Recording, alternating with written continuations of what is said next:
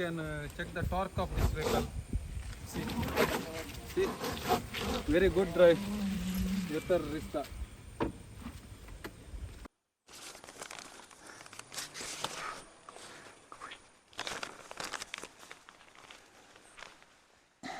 ನಮಸ್ಕಾರ ವೀಕ್ಷಕರೇ, ಇವತ್ತು ನಾವು ಬಂದಿರೋದು ಏನಂತ ಹೇಳಿದ್ರೆ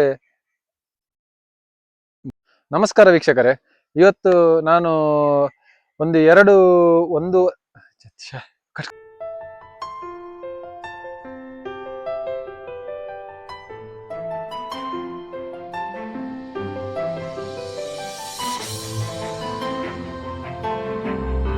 ನಮಸ್ಕಾರ ವೀಕ್ಷಕರೇ, welcome back to being friends.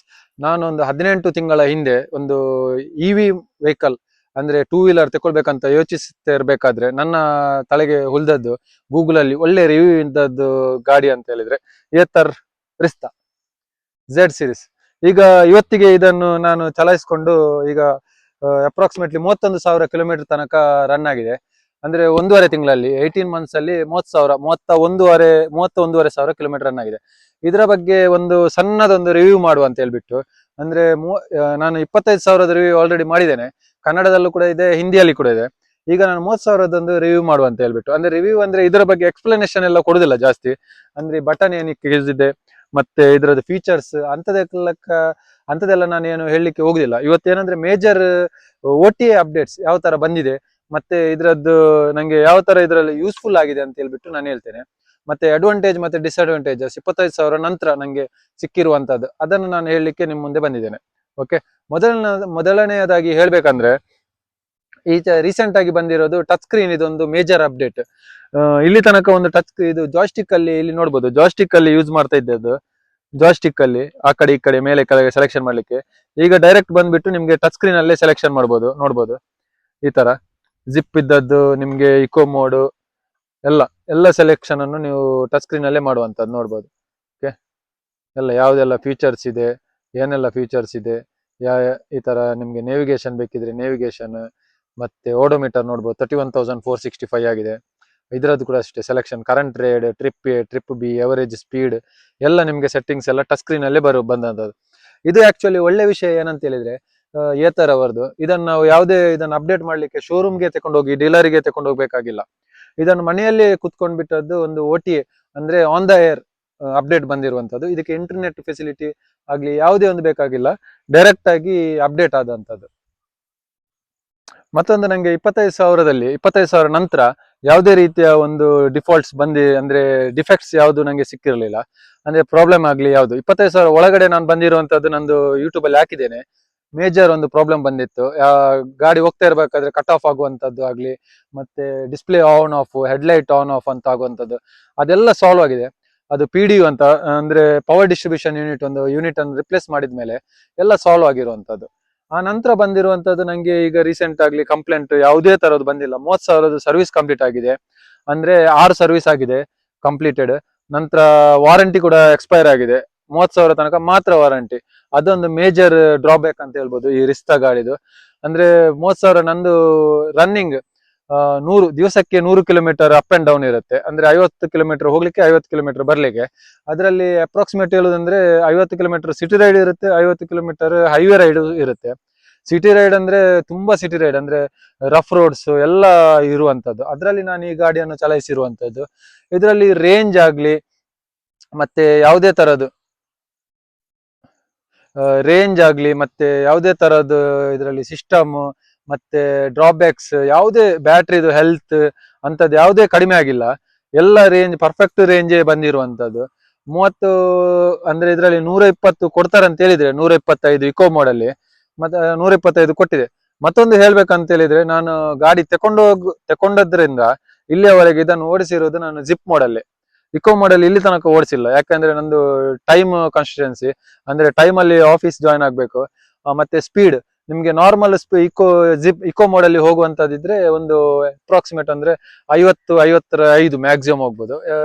Zip ಮೋಡಲ್ಲಿ 80 kilometre ತನಕ ಮ್ಯಾಕ್ಸಿಮಮ್ ಸ್ಪೀಡ್ ಕವರ್ ಮಾಡ್ಬೋದು. 80 ಕಿಲೋಮೀಟರ್ ಅದು ನಿಮ್ಗೆ ಇದರಲ್ಲಿ ಹೋಗ್ಬೇಕಾದ್ರೆ, ವೆಹಿಕಲ್ಸ್ ಅಲ್ಲಿ ಹೋಗ್ಬೇಕಾದ್ರೆ ಒಂದು ದೊಡ್ಡ ಮೇಜರ್ ಸ್ಪೀಡ್ ಅಂತ ಕಾಣುತ್ತೆ.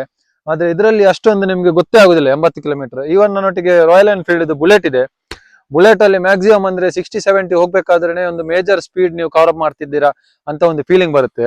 ಇದರಲ್ಲಿ ಆ ತರದ ಫೀಲಿಂಗೇ ಇಲ್ಲ. 80 ಕಿಲೋಮೀಟರ್ ಇಸ್ ಜಸ್ಟ್ ಒಂದು ಗಾಳಿಯಲ್ಲಿ ಹೋದಾಗ ಆಗುತ್ತೆ. ಫುಲ್ ಕಂಟ್ರೋಲ್ಸ್ ಇದೆ. ಕಂಟ್ರೋಲ್ಸ್ ಏನಕ್ಕಿದೆ ಅಂದ್ರೆ ಒಳ್ಳೆಯಿಂದ ಅಂದ್ರೆ ಬೇರೆ ನೀವು ಪೆಟ್ರೋಲ್ ವೆಹಿಕಲ್ಸ್ ಅಲ್ಲಿ ನೋಡಿದ್ರೆ ಇಲ್ಲಿ ತನಕ ಮಾತ್ರ ಇರುವಂತದ್ದು ಇದ್ರದ್ದು ಹ್ಯಾಂಡಲ್ ಏನಿದೆ ಇಷ್ಟೇ ಸಣ್ಣದಿರುವಂತದ್ದು. ಇದ್ರದ್ದು ವೈಡ್ ಹ್ಯಾಂಡಲ್ ನೋಡ್ಬೋದು, ಇದೊಂದು ಪ್ಲಸ್ ಪಾಯಿಂಟ್. ವೈಡ್ ಹ್ಯಾಂಡಲ್ ಅಲ್ಲಿ ಗ್ರಿಪ್ ನೋಡ್ಬೋದು ನಿಮ್ಗೆ, ಸಾಲಿಡ್ ನಿಮ್ಗೆ ಓಡಿಸ್ಲಿಕ್ಕೆ ಆಗ್ಲಿ ಕಂಟ್ರೋಲ್ ಮಾಡ್ಲಿಕ್ಕೆ ಸಾಲಿಡ್ ನಿಮ್ಗೆ ಗ್ರಿಪ್ ಇದೆ. ಆನಂತರ ಈಗ ಲಾಸ್ಟ್ 30,000 ಕಿಲೋಮೀಟರ್ ಅಲ್ಲಿ ಇಲ್ಲಿ ತನಕ ನಾನು ಬ್ರೇಕ್ ಪ್ಯಾಡ್ ಫ್ರಂಟ್ ಮತ್ತೆ ರೇರ್ಸ್ 30,000 ತನಕ ರಿಪ್ಲೇಸ್ ಮಾಡಿರ್ಲಿಲ್ಲ. ಮೊನ್ನೆ 30,000 ಸರ್ವಿಸ್ ಅಲ್ಲಿ ನಂಗೆ ಬ್ರೇಕ್ ಪ್ಯಾಡ್ ಇದೊಂದು ರಿಪ್ಲೇಸ್ಮೆಂಟ್ ಬಂತು. ಅಂದ್ರೆ ಹಿಂದ್ಗಡೆದು, ಫ್ರಂಟ್ ಇದು ಇನ್ನೂ ಚೆನ್ನಾಗಿದೆ, ಹಿಂದ್ಗಡೆದು ಬ್ರೇಕ್ ಪ್ಯಾಡ್ ರಿಪ್ಲೇಸ್ ಮಾಡಿದ್ದೇನೆ, ಅದು ಕೂಡ 250 ರುಪೀಸ್. ಮತ್ತೊಂದೇನಂದ್ರೆ ನಂಗೆ ಪ್ಲಸ್ ಪಾಯಿಂಟ್ ಅಂದ್ರೆ AMC ಇವ್ರದ್ದು ಇತ್ತೀಚೆಗೆ ರೀಸೆಂಟ್ ಆಗಿ AMC ಅಂತ ಒಂದು ಕಾಂಟ್ರಾಕ್ಟ್ ಸ್ಟಾರ್ಟ್ ಮಾಡಿದ್ದಾರೆ. ಏತರ ಅವ್ರದ್ದು ಆನ್ಯುವಲ್ ಮೇಂಟೆನೆನ್ಸ್ ಕಾಂಟ್ರಾಕ್ಟ್ ಅಂತ. ವರ್ಷಕ್ಕೆ 1,750 ರುಪೀಸ್ ಸ್ಪೆಂಡ್ ಮಾಡಿದ್ರೆ 2 ಸರ್ವಿಸ್ ನಂಗೆ ಫ್ರೀ ಆಗಿರುತ್ತೆ. ಅಂದ್ರೆ ವರ್ಷದ ಸರ್ವಿಸ್ ಫ್ರೀ ಆಗಿರುತ್ತೆ ಎರಡು. ಆ 2 ಸರ್ವಿಸ್ ಅಲ್ಲಿ ನಿಮ್ಗೆ ಏನೆಲ್ಲ ಬರುತ್ತೆ ಅಂದ್ರೆ ಫುಲ್ ಬಾಡಿ ಪಾಲಿಶ್ ಮತ್ತೆ ಸರ್ವಿಸ್ ಇನ್ಕ್ಲೂಡಿಂಗ್ ಲೇಬರ್ ಮತ್ತೆ ವಾಶ್, 2 ವಾಶ್ ಇರುತ್ತೆ. ಮತ್ತೆ ನೆಕ್ಸ್ಟ್ ಏನಾದ್ರು ಪಾರ್ಟ್ಸ್ ಎಲ್ಲ ರಿಸೀವ್ ಮಾಡೋದಿದ್ರೆ ಅಂದ್ರೆ ಬೈ ಮಾಡೋದಿದ್ರೆ 10-15% ಡಿಸ್ಕೌಂಟ್ ಇರುತ್ತೆ ಆ ಪಾರ್ಟ್ಸ್ಗೆ. ಅದೊಂದು ತುಂಬಾ ಖುಷಿಯಾಗಿರುವಂತದ್ದು. ಈಗ ಮತ್ತೊಂದು ಹೇಳ್ಬೇಕಂತ ಹೇಳಿದ್ರೆ ಇದ್ರದ್ದು ಟೈರ್ಸ್ ಅಂದ್ರೆ ಮೇಂಟೆನೆನ್ಸ್ ಕಾಸ್ಟ್ ಬಗ್ಗೆ ನಾನು ನಿಮ್ಗೆ ಹೇಳ್ತಿದ್ದೇನೆ. 30,000 ಓಡಿಸಿರೋದ್ರಿಂದ ಮೇಂಟೆನೆನ್ಸ್ ಕಾಸ್ಟ್ ಏನೆಲ್ಲ ಬಂದಿದೆ ಅಂತ. ಈ ಟೈರ್ಸ್ ಇದು ನೋಡ್ಬೋದು, ಟೈರ್ಸ್ ಇದು ಗ್ರಿಪ್ ನೋಡ್ಬೋದು. ಈಗ ಲಾಸ್ಟ್ ರಿಪ್ಲೇಸ್ ಮಾಡಿದ್ದು 18,000 ಕಿಲೋಮೀಟರ್ಗೆ, ಇನ್ನೂ ಸವೇದಿಲ್ಲ ಅಂದ್ರೆ ಒಳ್ಳೇದಿದೆ. ಇನ್ನೂ ಒಂದು ನಂದು ಹಠ ಹಿಡ್ದಿದೆ ನಾನು, ಅಂದ್ರೆ 36,000 ಕಿಲೋಮೀಟರ್ ತನಕ ಓಡಿಸ್ಲೇಬೇಕಂತ ಹೇಳ್ಬಿಟ್ಟು. ಒಳ್ಳೆ ಟೈರ್ಸ್ ಬಂದಿದೆ, ಅಂದ್ರೆ MRF ಇದು ನಾನು ಯೂಸ್ ಮಾಡಿರುವಂತದ್ದು ಹಿಂದ್ಗಡೆದು. ಮತ್ತೆ ಮುಂದ್ಗಡೆದು ಫ್ಯಾಕ್ಟ್ರಿ ಬಿಲ್ಟ್, ಅಂದ್ರೆ ಫ್ಯಾಕ್ಟ್ರಿಯಲ್ಲಿ ಬರ್ಬೇಕಾದ್ರೆ ಯಾವ್ದು ಟೈರ್ ಇತ್ತು ಅದೇ ಟೈರ್ ಇದೆ, ಇನ್ನೂ ರಿಪ್ಲೇಸ್ ಮಾಡಿಲ್ಲ. 31,000 ಕಿಲೋಮೀಟರ್ ತನಕ ಫ್ರಂಟ್ ಇದು ಟೈರ್ ಬರುತ್ತೆ. ಅಂದ್ರೆ ಮೇಂಟೆನೆನ್ಸ್ ಅಷ್ಟೊಂದು ಏನು ಕೊಡ್ಬೇಕಾಗಿಲ್ಲ ಅಂತ ನನ್ನ ಅಭಿಪ್ರಾಯ. ಓಕೆ, ನಿಮ್ಮ ಅಭಿಪ್ರಾಯ ಹೇಗಿದೆ ಅಂತ ಹೇಳಿ ನೀವು ಕಮೆಂಟ್ ಅಲ್ಲಿ ಕಮೆಂಟ್ ಮಾಡಿ ಇದರ ಬಗ್ಗೆ. ಅಂದ್ರೆ ಏತರ್ ಇದು ನೀವು ಪರ್ಚೇಸ್ ಮಾಡುವವರಿದ್ರೆ ನಂಗೆ ಕಮೆಂಟ್ ಅಲ್ಲಿ ಕೇಳಿ, ಏನಾದ್ರು ಡೌಟ್ ಇದ್ರೆ ನಾನು ಖಂಡಿತವಾಗಿಯೂ ತಿಳಿಸ್ತೇನೆ. ಒಂದು ಮೇಜರ್ ನಿಮ್ಗೆ ತಿಳಿಸ್ಬೇಕಂತ ಹೇಳಿದ್ರೆ 30,000 ಕಿಲೋಮೀಟರ್ ಓಡಿದೆ ಗಾಡಿ, ಆದ್ರೆ ಅದರದ್ದು ಬಾಡಿ ಸ್ಟ್ರಕ್ಚರ್ ನೋಡ್ಬೋದು. ಇಲ್ಲಿ ತನಕ ಯಾವುದೇ ಒಂದು ಲೂಸ್ ಆಗ್ಲಿ, ಟ್ರಿಮ್ ಪ್ಯಾನಲ್ ಓರ್ನೌಟ್ ಆಗ್ಲಿ ಅಥವಾ ಕ್ಲಿಪ್ ಉದುರು ಹೋಗುವಂತದ್ದು ಹಾರ್ಡ್ ಆಗಿ, ಈ ಬಿಸಿಲಿಗೆ, ಇದು ಕೋಸ್ಟಲ್ ವುಡ್ ಅಲ್ಲಿ ನಿಮ್ಗೆ ಬಿಸಿಲು ಗೊತ್ತಿದೆ ಯಾವ ತರ ಇದೆ ಅಂತ, ಬಿಸಿಲಾಗ್ಲಿ ಎಲ್ಲ ಕ್ಲೈಮೇಟಿಗೆ. ಈಗ ಕೆಲವೊಂದು ಗಾಡಿದು ಹೇಳ್ಬೇಕಾದ್ರೆ ಈ ಮೆಟಲ್ ಪೋರ್ಷನ್ ಫೈಬರ್ ಪೋರ್ಷನ್ ಏನಿದೆ ಫ್ಯಾಬ್ರಿಕ್ಸ್ ಎಲ್ಲ ಉದುರಿ ಹೋಗುವಂತದ್ದು ಇರುತ್ತೆ, ಮತ್ತೆ ಲೂಸ್ ಆಗುವಂತದ್ದು ಇರುತ್ತೆ, ನಾಯ್ಸ್ ಬರುತ್ತೆ. ಇದರಲ್ಲಿ ಯಾವುದೇ ತರದೊಂದು ಡಿಫೆಕ್ಟ್ಸ್ ಬಂದಿರಲಿಲ್ಲ. ಎಲ್ಲ ಕಂಪನಿಯಲ್ಲಿ ಯಾವ ತರ ಫಿಟ್ಮೆಂಟ್ ಇದೆ ಎಲ್ಲ ಅದೇ ತರ ಇದೆ. ಸೈಡ್ ಪ್ಯಾನಲ್ ಆಗಿರ್ಬೋದು, ಮತ್ತೆ ಬಾಡಿದು ಸ್ಟ್ರಕ್ಚರ್ ಆಗ್ಲಿ, ಒಂದು ಕೆಲವೊಂದು ಇದು ಬಿಟ್ರೆ, ಈಗ ಫಾರ್ ಎಕ್ಸಾಂಪಲ್ ಇದು ನೋಡ್ಬೋದು, ರಬ್ಬರ್ ಇದೊಂದು ಸ್ವಲ್ಪ ನಾನು ಹೇಳ್ಬೇಕಾದ್ರೆ ಇಲ್ಲಿ ನೋಡಿ, ರಬ್ಬರ್ ಇದು ನಮ್ದು ಹ್ಯಾಂಡಲ್ ಗ್ರಿಪ್ ಅಂದ್ರೆ ಆಕ್ಸಿಲೇಟರ್ ಇದು ಗ್ರಿಪ್ ನೋಡ್ಬೋದು, ಇದು ಸ್ವಲ್ಪ ನಿಮ್ಗೆ ಓವರ್ನೌಟ್ ಆಗಿದೆ ಅಂದ್ರೆ ಹಿಡಿದು. ಮತ್ತೆ ಇಲ್ಲಿ ನೋಡ್ಬೋದು, ಇದು ಕೂಡ ಅಷ್ಟೇ. ಇದು ಎಲ್ಲ ಗಾಡಿಯಲ್ಲಿ ಒಂದು ಡಿಫೆಕ್ಟ್ ಇರುವಂತದ್ದೇ. ನೀವು ಎಲ್ಲ ಯಾವುದೇ ಗಾಡಿ ನೋಡಿದ್ರೆ ಇದು 2 ಪ್ಯಾಡ್ ನಾವು ಹಿಡಿದು ಇದು ಸ್ವಲ್ಪ ಇದಾಗಿರುತ್ತೆ.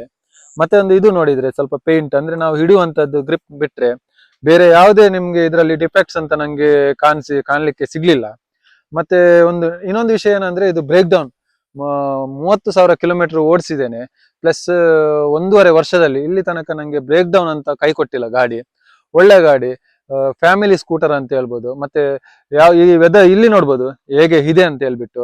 ಇಲ್ಲಿ ಕೂಡ ನಾನು ಓಡಿಸ್ಕೊಂಡೇ ಬಂದಿರೋದಂಥದ್ದು ಎಲ್ಲ ಕಂಡೀಷನ್ಗೆ, ಅಂದ್ರೆ ಸ್ಲಿಪ್ಪರಿ ಆಗ್ಲಿ, ಮತ್ತೆ ರಫ್ ರೋಡು, ಮತ್ತೆ ಕೆಸರು ನೀರು ಎಲ್ಲ ಕಡೆಯಲ್ಲಿ ಈ ಗಾಡಿಯನ್ನು ಓಡಿಸ್ಬೋದು. ಅಂದ್ರೆ ಟ್ರೂಲಿ ಎಕ್ಸಾಂಪಲ್ ಇದೆ. ನಾನು ಬೇಕಾದ್ರೆ ಒಂದು ರೌಂಡ್ ನಿಮ್ಗೆ ತೋರಿಸ್ತೇನೆ ಯಾವ ತರ ಇದರಲ್ಲಿ ನಿಮ್ಗೆ ಸ್ಕಿಡ್ ಕಂಟ್ರೋಲ್ ಎಲ್ಲ ಆಪ್ಷನ್ಸ್ ಇದೆ. ಮೈನ್ ಆಗಿ ಅಂದ್ರೆ ನಿಮ್ಗೆ ಫಾಲ್ ಸೇಫ್ ಇದೆ, ಮತ್ತೆ ಸ್ಕಿಡ್ ಕಂಟ್ರೋಲ್ ಇದೆ, ಆಂಟಿ ಸ್ಲಿಪ್ ಇದೆ, ಎಲ್ಲ ನೀವು ಕ್ಲಸ್ಟರ್ ಅಲ್ಲಿ DIC ಅಲ್ಲಿ ಡ್ರೈವರ್ ಇನ್ಫಾರ್ಮೇಶನ್ ಕ್ಲಸ್ಟರ್ ಅಲ್ಲಿ ಆನ್ ಬೇಕಾದ್ರೆ ಆನ್ ಮಾಡ್ಬೋದು, ಆಫ್ ಮಾಡ್ಬೇಕಾದ್ರೆ ಆಫ್ ಮಾಡ್ಬೋದು. 30,000 ಚಲಾಯಿಸಿದಕ್ಕೆ ನಂಗೆ ತುಂಬಾ ಖುಷಿ ಆಗ್ತಾ ಉಂಟು ಗಾಡಿ. ಇನ್ನಷ್ಟು ನಂಗೆ ಗಾಡಿ ಸಾಥ್ ಕೊಟ್ರೆ ನಾನು ಇದನ್ನು 50,000 ಕಂಪ್ಲೀಟ್ ಮಾಡಿಬಿಟ್ಟು ನಿಮ್ ಜೊತೆ 50,000 ಇದು ರಿವ್ಯೂ ಜೊತೆ ಬರ್ತೇನೆ. ಮತ್ತೆ ಇದರಲ್ಲಿ ನೋಡ್ಬೋದು ನಿಮ್ಗೆ ಗಾಡಿ, ನಿಮ್ಗೆ ಏನಾದ್ರು ಡೌಟ್ಸ್ ಇದ್ರೆ ಗಾಡಿ ಬಗ್ಗೆ, ಈಗ ಫಾರ್ ಎಕ್ಸಾಂಪಲ್ ಇದು ನಾನು ಲೈವ್ ನಿಮ್ಗೆ ನಾನು ತಿಳಿಸ್ಕೊಟ್ಟೆ, ಅಂದ್ರೆ ಬೇರೆಯವರು ಹೇಳಿರುವಂತದ್ದು ಗೂಗಲ್ ಅಲ್ಲಿ ಸಿಗಿರುವಂತದ್ದು ಅಲ್ಲ. ನಾನು ನನ್ನ ಪ್ರಕಾರ ಇಲ್ಲಿ ನೋಡ್ಬೋದು ನಿಮ್ಗೆ ತೋರಿಸಿದ್ದೇನೆ ಆಗನೆ 31,000 ಕಿಲೋಮೀಟರ್ ಓಡೋಮೀಟರ್ ಓಡಿದೆ. 31,456 ಕಿಲೋಮೀಟರ್ ಓಡಿಸಿದ್ದೇನೆ. ಇದು ನಾನು 1,80,000 ಕೊಟ್ಟು ಪರ್ಚೇಸ್ ಮಾಡಿರುವಂತದ್ದು. ಮತ್ತೊಂದು ಏನಂತ ಹೇಳಿದ್ರೆ ಇದ್ರದ್ದು ನಂಗೆ ಒಂದೇ ಡ್ರಾಬ್ಯಾಕ್ಸ್ ಏನಂದ್ರೆ ಬೇಜಾರಾದ್ರೆ ಇದರದ್ದು ವಾರಂಟಿ ಒಂದು ಮುಗ್ದೋಯ್ತು ಅಂತ ಹೇಳ್ಬಿಟ್ಟು. ಅದು ಬಿಟ್ರೆ ಬೇರೆ ಯಾವುದೇ ತರದ್ದು ನಂಗೆ ಇದರಲ್ಲಿ ಒಂದು ದೋಷ ಅಥವಾ ಡಿಫೆಕ್ಟ್ಸ್ ಅಥವಾ ಡಿಸ್ಅಡ್ವಾಂಟೇಜಸ್ ಅಂತ ಇದು ನಂಗೆ ಕೊಟ್ಟಿಲ್ಲ. ಎಲ್ಲ ಅಡ್ವಾಂಟೇಜ್ ವೈಸೇ ನಂಗೆ ಏತರ್ ರಿಸ್ತ ಕೊಟ್ಟಿದೆ. ಈಗ ಬೇರೆ ವೆಹಿಕಲ್ಸ್ ಬರ್ತಾ ಇದೆ ಏತರ್ ಅವ್ರದ್ದು. ಇದರದ್ದು ಮತ್ತೊಂದು ಏನಂದ್ರೆ ಚಾರ್ಜಿಂಗ್, ಸೂಪರ್ ಚಾರ್ಜಿಂಗ್, ನಿಮ್ಗೆ ಆಪ್ಟಿಮೈಸ್ಡ್ ಚಾರ್ಜಿಂಗ್ ಅಂತ ಇರುತ್ತೆ. ರಾತ್ರಿ ಹೊತ್ತು ಒಂದು 8ರಿಂದ 9 ಗಂಟೆ ಹೊತ್ತಿಗೆ ಇಟ್ಟರೆ ಬೆಳಿಗ್ಗೆ 5 ಗಂಟೆಗೆ ನಿಮ್ಗೆ ಚಾರ್ಜ್ ಕಂಪ್ಲೀಟ್ ಆಗುತ್ತೆ ಸ್ಲೋ ರೇಟ್ ಚಾರ್ಜಿಂಗ್ ಅಲ್ಲಿ. ಫಾಸ್ಟ್ ರೇಟ್ ಚಾರ್ಜಿಂಗ್ ಹೇಳ್ಬೇಕಾದ್ರೆ ನಿಮ್ಗೆ ಫಾರ್ ಎಕ್ಸಾಂಪಲ್ 45 ಮಿನಿಟ್ಸ್ ಅಲ್ಲಿ ನಿಮ್ಗೆ 85% ಕಂಪ್ಲೀಟ್ ಆಗುತ್ತೆ. ಅಲ್ಲಲ್ಲಿ ನಿಮ್ಗೆ ಚಾರ್ಜಿಂಗ್ ಫೆಸಿಲಿಟೀಸ್ ಇದೆ, ಏತರ್ ಅವರದ್ದು ಗ್ರಿಡ್ ಇದೆ, ಒಳ್ಳೆ ಮೇಂಟೆನೆನ್ಸ್ ಇದೆ, ಸರ್ವಿಸ್ ಇದೆ, ಯಾವುದೇ ತರದ್ದು ಪ್ರಾಬ್ಲಮ್ ಇಲ್ಲ. ಮತ್ತೆ ಒಂದು ನನ್ನ ಪ್ರಕಾರದಲ್ಲಿ ಇದೊಂದು ಒಳ್ಳೆ ಗಾಡಿ ಅಂತಾನೆ ನಾನು ನಿಮ್ಗೆ ಹೇಳ್ಬೋದು. ಏತರ್ ಯಾರಾದ್ರೂ ಬೈ ಮಾಡುವವರು ಇದ್ರೆ ಕಣ್ಣು ಮುಚ್ಚಿಕೊಂಡು ಬ್ಲೈಂಡ್ಲಿ ಬೈ ಮಾಡ್ಬೋದು. ಅವರಿಗೊಂದು ಇದು ಯೂಸ್ ಅಂದ್ರೆ ಯಾರು ಬೈ ಮಾಡ್ಬೇಕಂದ್ರೆ ಅದರಲ್ಲೂ ಕೂಡ ಒಂದು ಹೇಳ್ಬೇಕಾಗುತ್ತೆ, ಇದನ್ನ ತಕೊಂಡ್ಬಿಟ್ಟು ನೀವು ಅಟ್ಮೋಸ್ಟ್ ಯೂಸ್ ಮಾಡ್ಬೇಕಾಗುತ್ತೆ. ಗಾಡಿ ತಕೊಂಡು ಅಲ್ಲಿ ಹೋಗಿ ಇಲ್ಲಿ ಬರುದು, ಇಲ್ಲಿ ಹೋಗಿ ಡೈಲಿ ಒಂದು ಮಿನಿಮಮ್ ಅಂದ್ರೆ ನಿಮ್ಗೆ 100 ಕಿಲೋಮೀಟರ್ಸ್ ರನ್ ಮಾಡೋದಿದ್ರೆ ಇದನ್ನು 100% ನಿಮ್ಗೆ ಇದರಲ್ಲಿ ಒಂದು 2.5ರಿಂದ 3 ವರ್ಷದೊಳಗೆ ಇದಕ್ಕೆ ಹಾಕಿರುವ ದುಡ್ಡು ನಿಮ್ಗೆ ಬರುತ್ತೆ. ಆ ನಂತರದ ನಿಮ್ಗೆ ಪ್ರಾಫಿಟೇಬಲ್ ಮನಿ. ಮತ್ತೆ ಸೆಕೆಂಡ್ಸ್ ಇದನ್ನು ಸೇಲ್ ಮಾಡೋದಿದ್ರೆ ನಿಮ್ಗೆ ಇದರದ್ದು ಆಸೆ ಬಿಟ್ಟು ಬಿಡಿ. ಸೇಲ್ ಮಾಡ್ಲಿಕ್ಕೆ ನಿಮ್ಗೆ ಇದರದ್ದು ವ್ಯಾಲ್ಯೂವೇ ಸಿಗುದಿಲ್ಲ. ಫಾರ್ ಎಕ್ಸಾಂಪಲ್ ಯಾಕಂದ್ರೆ ನಾನು ಇದನ್ನು ತುಂಬಾ ಟ್ರೈ ಮಾಡಿದ್ದೇನೆ, ಅಂದ್ರೆ ಫಾರ್ ಎಂಕ್ವೈರಿ ಪರ್ಪಸ್ಗೆ ಅಂತ ಕೇಳಿದ್ದೇನೆ ಒಂದು 2-3 ಜನರ ಹತ್ರ. 1,80,000 ಗಾಡಿಗೆ ಕೊಟ್ಟಿರುವಂತದ್ದು ಮ್ಯಾಕ್ಸಿಮಮ್ ಅಂದ್ರೆ ಇದಕ್ಕೆ ಹೋಗುವಂತದ್ದು 60ರಿಂದ 70,000. ದಟ್ ಈಸ್ ನಾಟ್ ಯೂಸ್ ಅಂತ, ಅಂದ್ರೆ ಯಾಕೆಂದ್ರೆ ವೇಸ್ಟ್ ಆಫ್ ಮನಿ.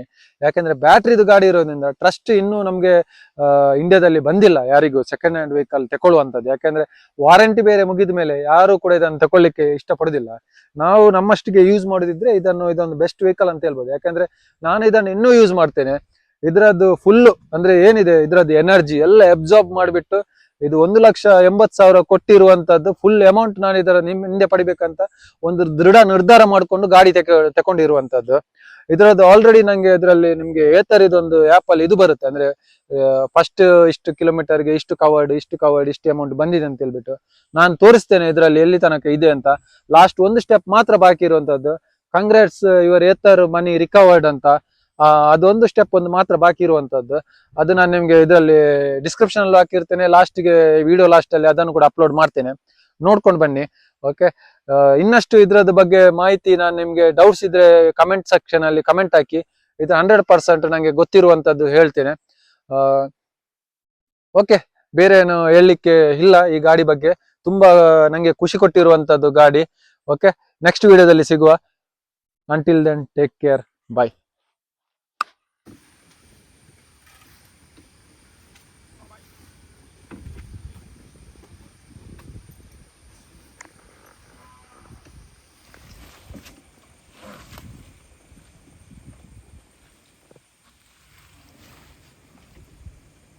ಹೆಲ್ಪ್ ಕೊಡೆ, ಹೆಲ್ಪ್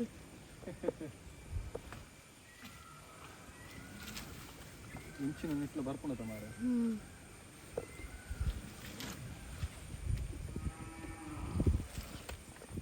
ಎಲ್ಲ You can see friends how the roady condition, muddy road which is slippery, but Ather is very good on this drive also. See, you can check the torque of this vehicle. See, very good drive, Ather Rista. You can see the steep over here, how much steep it is, but Ather Rista can drive you in this steep also. You can check the climate, very good climate. We came across here to make a review video, but since the weather is already good, but location we have selected which is flowing water nearby, and the location doesn't look good. That is why we changed the location to another side. But Ather is traveled very well on this location also. This road steep, see how it is the steep, very deep and slippery also.